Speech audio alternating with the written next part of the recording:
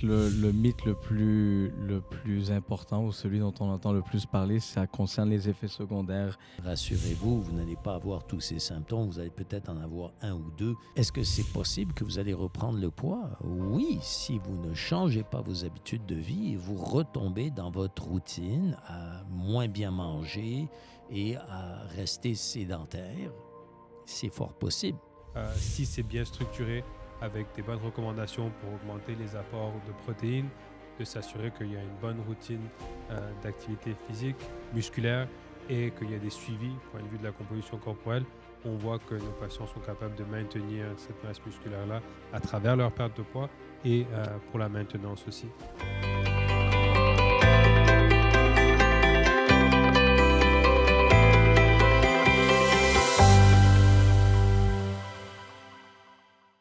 Alors, chers auditeurs, bonjour et bienvenue à notre podcast Parlons Santé. Dr Benaïm Albert, médecin de famille ici chez Physimed à Montréal. Bonjour à tous, Dr Assayag, médecin de famille à Physimed. C'est Dr Yann Azoulay. Alors, un autre sujet fort important aujourd'hui, c'est notre 5e podcast sur tout ce qui est la perte de poids et l'utilisation des nouveaux médicaments, les GLP-1, le Ozempic, Mounjaro, Wegovy, Zepbound. Alors, je vous invite d'ailleurs à regarder ces podcasts précédents, très intéressants. On exploite des thèmes pour chacun des podcasts. Et celui d'aujourd'hui concerne tous les mythes qui tournent autour de ces médicaments. Donc, il y a beaucoup d'informations qui circulent. Tout le monde est rendu expert de ces médicaments sur la planète et il y a beaucoup de mauvaises informations qu'on retrouve sur les médias sociaux et sur toutes sortes de plateformes. Alors, une fois pour toutes, on a pensé que c'était fort utile pour vous, d'ailleurs, d'écouter notre perception de ce qui est mauvaise information, ce qui est mythe, etc. Et juste pour qu'on soit clair, nous sommes tous les trois, nous sommes des prescripteurs, des gros prescripteurs de ces médicaments, selon les représentants pharmaceutiques qui viennent nous voir. Nous sommes les plus importants prescripteurs de ces médicaments au Québec, selon ce qu'ils nous rapportent, et possiblement au Canada. Donc, on a développé beaucoup d'expertise. Donc, ce dont on va parler aujourd'hui, c'est ce qu'on va faire, c'est qu'on va partager avec vous notre expérience sur le terrain, ce qu'on voit sur les centaines de patients qu'on a actuellement suivis depuis déjà quelques années. Alors, ces médicaments, on sait très bien, agissent, sont très efficaces. Ils réduisent l'appétit, augmentent la satiété. Ça veut dire qu'on se sent plein plus rapidement. Donc, même si on mange, on arrête de manger et on coupe les portions parce qu'on se sent plein. Ça réduit ce qu'on appelle toutes les fringales, le emotional eating et puis ce qu'on appelle le food noise, donc toutes les pensées intrusives. Donc, ça fait un petit peu tout ça, mais il y a des mythes aussi avec ça. Alors, j'aimerais ça t'entendre, Raphaël, sur le mythe principal qui vient nous voir, qui anime nos patients. Moi, je dirais que le mythe le plus important ou celui dont on entend le plus parler, ça concerne les effets secondaires. Les gens ont souvent peur des effets secondaires. On entend parler d'effets secondaires absolument atroces. La réalité, c'est que oui, il y a des effets secondaires, comme avec la plupart des médicaments, mais ils sont mineurs. C'est des effets secondaires surtout sur le système digestif, donc de la nausée, une sensation de plénitude, parfois des changements au niveau des intestins. Mais c'est une minorité des patients qui ont ces effets secondaires et souvent, c'est seulement au début du traitement et lorsqu'on augmente la dose. C'est-à-dire quand on change la dose ou quand on modifie le traitement, c'est dans la grande majorité des cas, c'est des effets secondaires qu'on arrive très, très bien à contrôler et qui n'empêchent pas de poursuivre le traitement. Et la grande majorité de mes patients, au bout de quelques semaines de traitement, ils ne ressentent plus aucun effet secondaire. Donc, c'est sûr que ça prend une certaine expertise pour pouvoir bien doser puis pour pouvoir expliquer comment gérer ces effets secondaires. Mais le nombre de patients qui arrêtent le médicament en raison des effets secondaires, je peux les compter sur les doigts d'une main. Minime. Ouais. Ben, moi, en tout cas, pour ma part, c'est ce que je vois aussi. Les effets secondaires sont vraiment mineurs.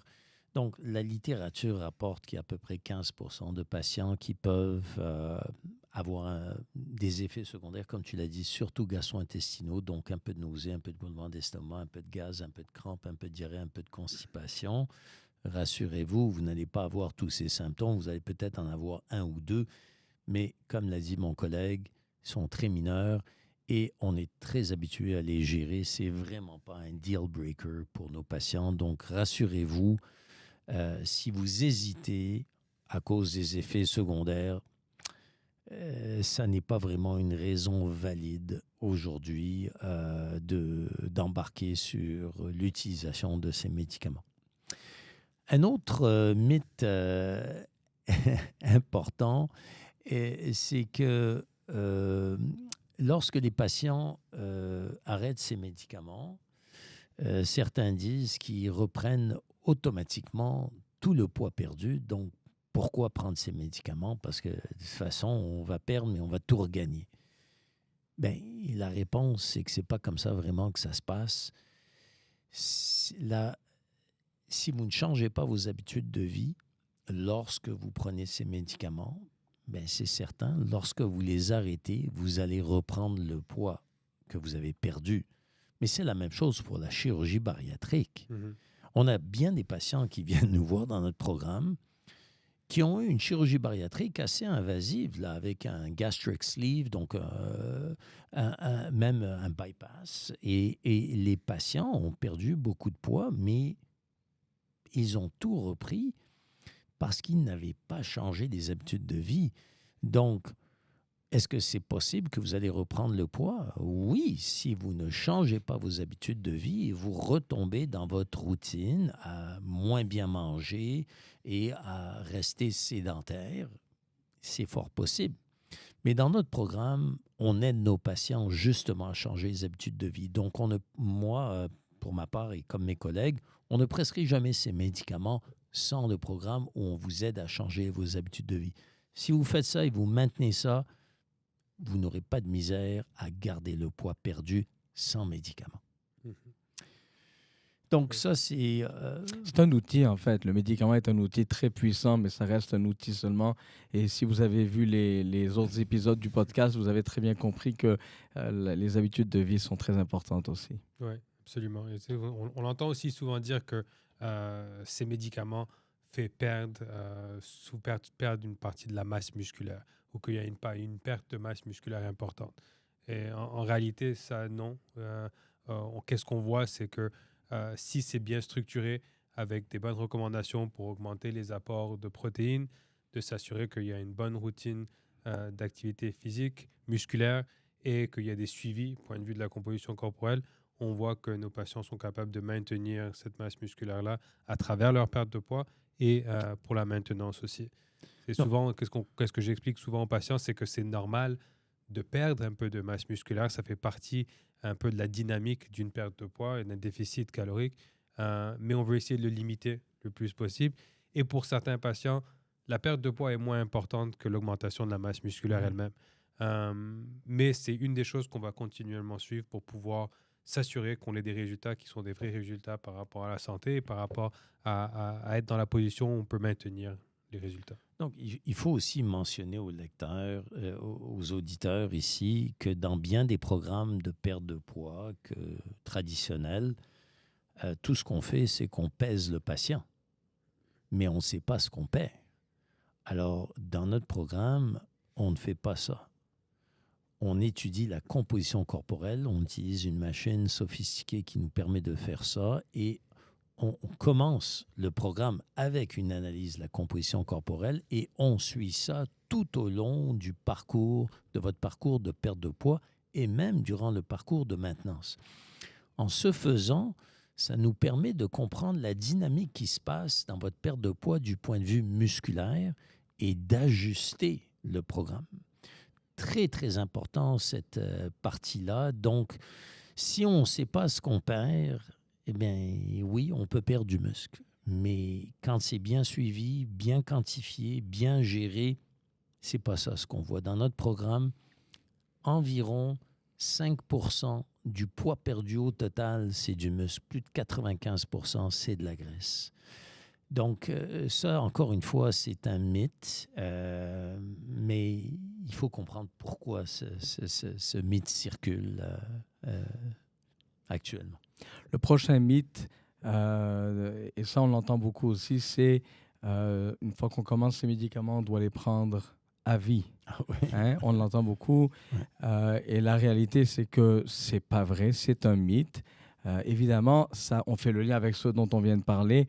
Pour réussir à arrêter le médicament avec succès, évidemment, et on en a parlé plusieurs fois, il faut modifier ses habitudes de vie, il faut changer sa structure d'exercice, sa structure d'alimentation. Il y a un travail qui se fait, c'est le travail qu'on fait principalement dans le programme de perte de poids. Mais la grande majorité de nos patients finissent par sevrer la médication durant le programme de transition et de maintien. La grande majorité des patients vont finir par sevrer la médication au complet sans avoir besoin de la reprendre ou de la prendre à vie. Encore une fois, avec un encadrement, avec un suivi suivi des paramètres, de la composition corporelle, du fitness tracker. Mais ce n'est pas vrai qu'on doit prendre ces médicaments à vie. Et non seulement c'est pas vrai, mais c'est même ce l'objectif, c'est de les arrêter. Un autre mythe fort intéressant, c'est des fois j'entends ça, il y a des patients qui me disent « Oui, mais doc, ces médicaments sont expérimentaux. » La réponse, c'est que c'est non. Ces médicaments sont déjà commercialisés depuis des années. Donc, il faut comprendre comment ça marche avec une molécule lorsqu'une compagnie pharmaceutique développe une molécule. Avant même qu'elle soit commercialisée, cette molécule a été étudiée à droite, à gauche, en haut, en bas, depuis au moins une dizaine d'années ou presque une dizaine d'années avant d'avoir eu le feu vert, soit par Santé Canada ou le FDA aux États-Unis, pour être commercialisé.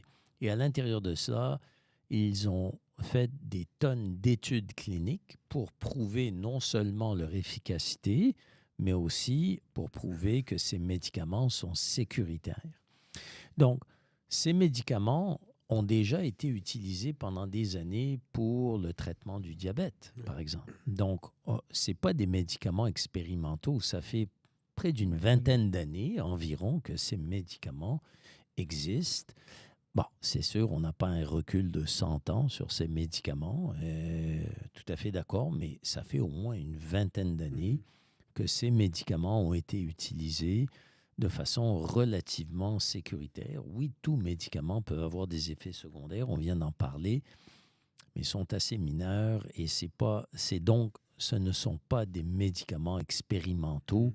Et de toute façon, moi-même, je ne peux pas prescrire en tant que médecin de médicaments expérimentaux comme ça sur des patients.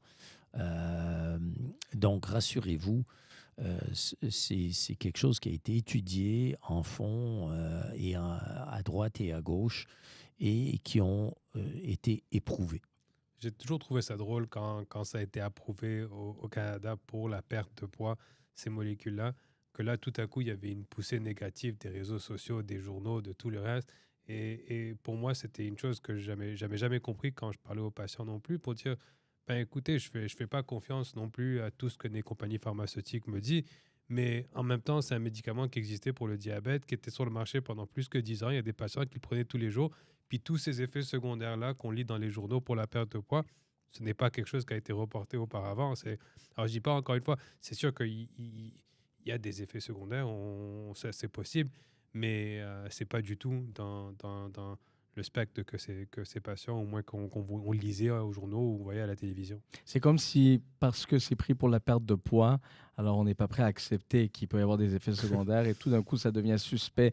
Alors que quand c'était utilisé, ça l'est encore utilisé pour le diabète, mais quand ils étaient réservés, cette classe de médicaments pour le diabète, on entendait parler vraiment comme d'une classe de médicaments miracle pour le contrôle du diabète. D'ailleurs, c'est parmi les médicaments les plus efficaces pour le contrôle du diabète. C'est des excellents médicaments. Ouais. Et de mon côté aussi, on entendait souvent que ces médicaments étaient dangereux. Et en réalité, ça aussi, absolument pas. C'est comme n'importe quel autre médicament. C'est des médicaments qui ont besoin d'être prescrits et suivis par un professionnel de la santé. Ça, c'est comme, encore une fois, comme n'importe quel médicament que vous pourrez prendre. Et il faut comprendre que, comme on l'a dit, c'est des médicaments qui font partie des médicaments les plus étudiés dans tout ce qui est la santé métabolique actuellement et qui va continuer à être développé. Alors, encore une fois, je dis pas qu'il faut avoir confiance complète dans tout ce qu'on entend par rapport à ces compagnies pharmaceutiques, mais il faut savoir qu'il y a quand même des études et il y a quand même des suivis qui sont là assez longitudinales pour voir les effets sur les patients en réalité. Il faut rajouter aussi quelque chose, et puis j'aimerais ça l'amener sur la table aujourd'hui. Vous savez, la perte de poids, c'est une grosse industrie, une industrie de milliards. Et à l'intérieur de cette industrie, il y avait différentes approches. Weight Watchers avait une approche, il y en a tellement d'autres qui ont une approche. Et cette industrie a pris vraiment un sale coup avec l'avenue de ces médicaments. Donc, il y a beaucoup de... On a vu qu'aux États-Unis, Weight Watchers a fait faillite. Donc, ça a été une faillite de 1,8 milliard. Donc, c'est sûr que les gens qui avaient une grosse business dans la perte de poids, qui fabriquaient des repas, qui livraient des repas santé, etc., et qui ont pris une grosse débarque à cause de l'avenue d'Ozempic, Mounjaro et tout ça, ce n'est pas des gens qui sont trop contents, là. Puis il y a beaucoup aussi de négativité qui sort de ces gens-là qui ont... Et je me mets à leur place. Ils avaient une grosse business, puis là, maintenant, la business a changé, mais ça, c'est la nature des avancements technologiques. On se souvient des VHS dans le passé, ça n'existe plus, là. Parce que l'avancement technologique a fait que tout ce qui est information digitalisée, aujourd'hui, c'est ça qui est important. Les VHS, les CD-ROM, tout ça. Donc aussi, l'avancement technologique fait de sorte qu'on évolue aussi, même dans la perte de poids. Alors, c'est sûr qu'il y a eu, comme tu l'as mentionné, pas mal de négativité qui circulait dans les médias sociaux. Il faut en prendre et en laisser, et il faut utiliser votre sens de jugement et par rapport à ce qui est véhiculé et se fier beaucoup aux experts qui prescrivent ces médicaments, qui l'utilisent à tort et à travers et qui ont développé des expertises là-dessus. Mais en fait, il faut avoir un peu de jugement là. C'est un point intéressant. Ouais. Le dernier mythe que j'ai en tête, c'est que, et ça on l'entend beaucoup, c'est que prendre ces médicaments, c'est la solution facile, c'est la facilité.